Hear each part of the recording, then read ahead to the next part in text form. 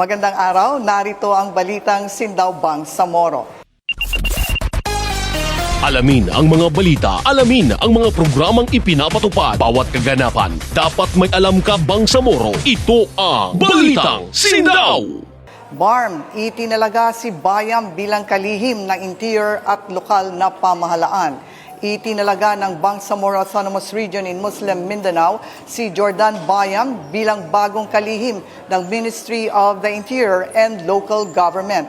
Nanumpa sa tungkulin si Bayam kahapon, Abril 7, sa harap ni Chief Minister Abdul Rauf Makakua na siya ring kasalukuyang ministro ng MILG. Bitbit ni Bayam ang malawak na karanasan sa peace building at pamamahala. Dati siyang naglingkod sa Office of the Presidential Advisor on Peace, Reconciliation and Unity o OPA-PRU, kung saan naging bahagi siya ng mga programa sa normalization at transition ng Bangsamoro. Bilang bagong kalihim, inaasahang pamumunuan niya ang pagpapalakas ng mga sistema ng lokal na pamamahala sa mga probinsya, lungsod, munisipalidad at barangay at tiyaking epektibong na ipapatupad ang mga programa sa komunidad. Malugod namang tinanggap ng mga lokal na opisyal ang kanyang pagkakatalaga at nagpahayag ng kumpiyansa sa kanyang kakayahang suportahan ang patuloy na pagsulong ng kapayapaan at kaunlaran sa Bangsamoro. Si Bayam, na tubong Kabuntalan, Maguindanao del Sur, ay inaasahang gaganap ng mahalagang papel sa pagtataguyod ng isang tapat, maayos at tumutugong pamamahala sa rehiyon. Balita, balita, Balitang Sindaw!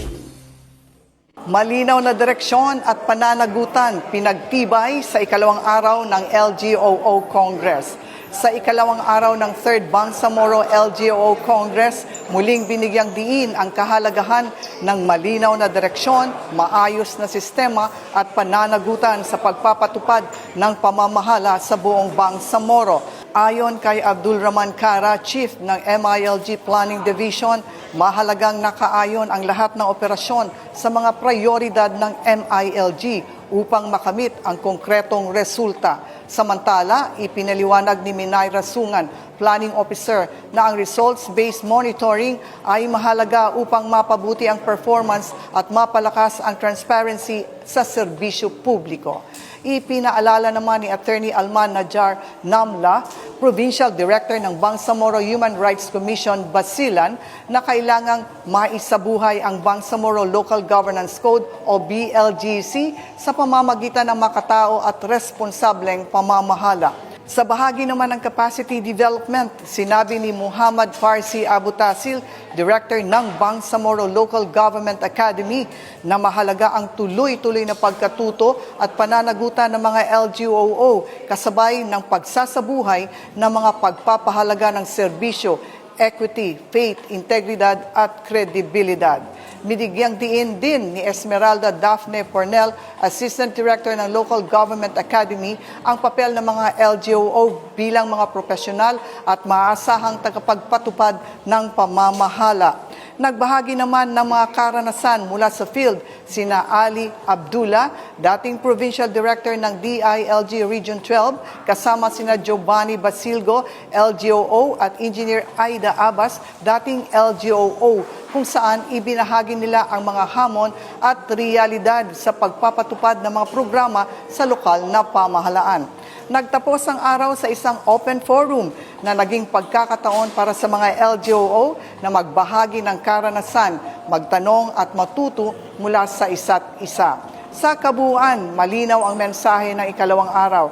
Ang mabuting pamamahala ay nakasalalay sa malinaw na direksyon, pananagutan at sama-samang layunin sa paglilingkod. At higit sa lahat, ipinakita ng mga talakayan na ang tunay na sukatan ng pamamahala ay kung paano ito nararamdaman ng mamamayan sa bawat programa, bawat serbisyo at bawat komunidad tungo sa isang matatag na Bangsamoro. Mula rito sa Soto Grande Hotel, Davao City, ito si Irene Fernandez Gonzalez para sa Sindaw Bangsamoro.